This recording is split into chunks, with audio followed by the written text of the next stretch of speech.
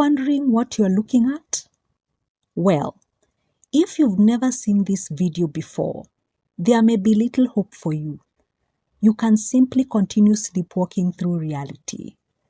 This is Europe. I know, hard to believe. At first glance, it looks like the kind of performance many people would associate with sub-Saharan Africa.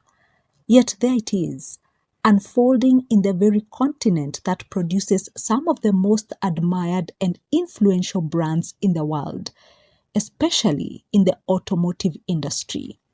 This is the home of Mercedes-Benz, BMW, Bentley, and countless other engineering giants. These machines are not merely products of engineering excellence. In many ways, they represent subliminal engineering, systems so sophisticated, precise, and psychologically compelling that they can almost seem psychic in their influence.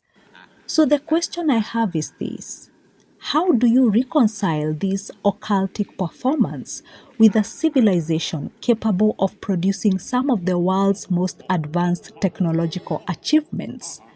Europe has successfully bridged the occult world with modern technology, creating brands that seem to tap into or even hack the human nervous system, compelling people to attach themselves to what many would call corporate logos, but what others in those secret societies will recognize as sigils. This proves that ancient mysticism and ceremonial magic has never disappeared. It was simply renamed and integrated into modern technology. I'm glad to see videos linking AI to esoteric knowledge. And yes, they are 100% correct. What the mainstream world, and by mainstream I mean people who see the world in black and white, often fails to recognize is that these logos are more than just corporate branding. They dismiss them as ordinary business tools. Yet the argument can be made that they operate on principles remarkably similar to those found in ancient ceremonial magic practiced by the Egyptians, Celts, Germanic tribes, Baltic and Slavic people, and the Thracians and Dacians. At its core, ceremonial magic was the art of influencing consciousness and shaping perception through the deliberate use of symbols, rhythms, and intention. By bridging ancient esoteric principles with cutting-edge engineering, European automotive empires have demonstrated three profound truths about the true nature of magic. Number one, magic is not only supernatural, it is also biological and psychological science. The logical part of the brain processes words and rational arguments, while the primal brain or psyche responds more immediately to geometric patterns, colors, symbols, and powerful stimuli like music. Therefore, European brands realized that they do not need to convince a man's logic to sell him a car. By using ancient symbols like the Sun Cross by BMW or the mandala by Mercedes-Benz or the winged solar disk by Bentley, they bypass the logical or rational part of the human brain to trigger deep-seated primal drive for status that is hardwired into the DNA of fallen man. In simple English, their sales and marketing is done in the subconscious part of man. This is why the logo is as important as the car. Number two, symbols are energetic batteries. In many occult traditions, symbols are believed to gain power through the attention people give them. From this perspective, famous brand logos can be seen as energy batteries that collect years of human feelings such as desire, admiration, pride, envy, and ambition. For generations, people have worked hard to own the products these symbols represent, admired them in showrooms, and associated them with success and status. As a result, the logo becomes more than just metal. It turns into a powerful symbol that influences how people think and feel. Number 3, the return of modern idols. Modern society treats these corporate machines exactly like ancient sacred objects. Today, a car showroom is engineered exactly like an ancient temple: spotless floors, dramatic lighting, designed to make the metallic logo shimmer, and an atmosphere of quiet reverence. By buying the car, the consumer believes they are absorbing the magical qualities of the sigil. They believe driving the Sun Cross makes them elite. You see, corporations realized that the human soul inherently craves meaning. So, by adopting esoteric emblems to anchor their empires, they successfully turned a metal emblem into an idol of worship. And this phenomenon extends far beyond the automotive industry. What Europe's car manufacturers achieved through metal, geometry, and symbolism has been replicated throughout the modern entertainment industry. The difference is that one uses machines while the other uses human personalities.